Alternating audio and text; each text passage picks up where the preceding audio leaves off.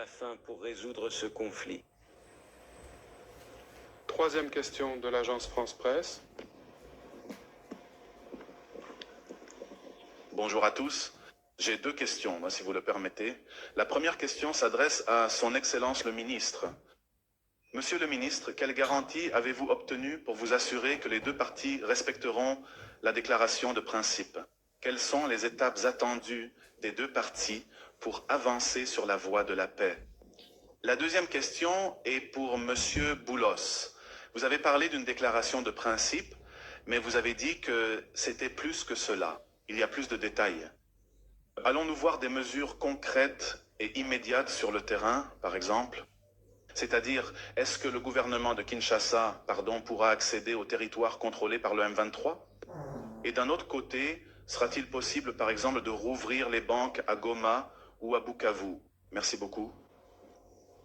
Merci beaucoup. En ce qui concerne les garanties, en réalité, je voudrais insister sur le point que j'ai mentionné, à savoir que l'engagement et la mise en œuvre de cet engagement incombent aux deux parties au conflit. Les deux parties à la déclaration se sont mises d'accord sur un certain nombre de principes fondamentaux inclus dans les clauses de l'accord, et ces clauses sont soumises à un mécanisme de suivi.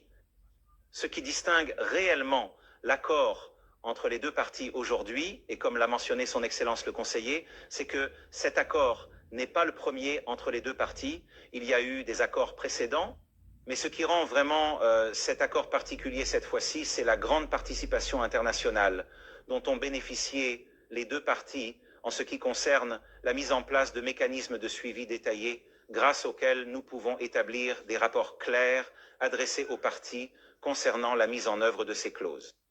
L'annonce faite aujourd'hui n'est qu'une simple déclaration de principe, ouvrant ainsi la voie à un accord global et exhaustif qui couvrira tous les points clés et essentiels liés aux différends persistants entre les deux parties concernées. Par conséquent, nos efforts ne cesseront pas après l'annonce d'aujourd'hui. Les groupes de travail poursuivront leurs travaux et, si Dieu le veut, nous poursuivrons nos efforts pour atteindre cet objectif, à savoir la signature d'un accord global et général entre les deux parties. Merci beaucoup, Votre Excellence. Je vous remercie sincèrement pour la question précise et très détaillée que vous avez posée. Il est clair que vous êtes très bien informé sur le déroulement des choses. Bien sûr, c'est l'objectif. Le but de tout accord de paix est d'atteindre les résultats que vous avez évoqués dans votre question.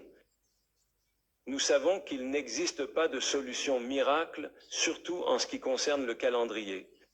Il y a un travail sérieux de la part des deux parties, et comme son Excellence l'a mentionné, de la part de la communauté internationale également. Aujourd'hui, nous savons qu'il y a un très grand et significatif intérêt international pour ce dossier important, en plus de l'intérêt régional déjà bien établi et manifeste. Par exemple, pour les Nations Unies, c'est l'un des dossiers les plus importants, notamment sur le plan humanitaire et en ce qui concerne la MONUSCO, par exemple, qui est présente dans cette région de l'Est du Congo depuis des années. Donc, en plus de la communauté internationale de manière générale, le Qatar et les États-Unis, la France, la Grande-Bretagne et de nombreux autres pays. En plus de l'Union africaine bien sûr, et les unions régionales. Les unions régionales, comme la SADC, sont des acteurs clés. C'est le résultat escompté sans aucun doute, et c'est un objectif important à atteindre. L'un des points les plus importants de la déclaration de Nairobi, c'est l'accent mis sur le rétablissement effectif du contrôle et de l'autorité pleine et entière de l'État sur l'ensemble de son territoire national. Et c'est tout à fait naturel pour n'importe quel pays, peu importe qui est le président, l'administration ou les responsables. C'est une question qui concerne tout pays, mais le contrôle de l'État sur l'ensemble de son territoire, mais nous connaissons ce conflit. Il y a un conflit en cours.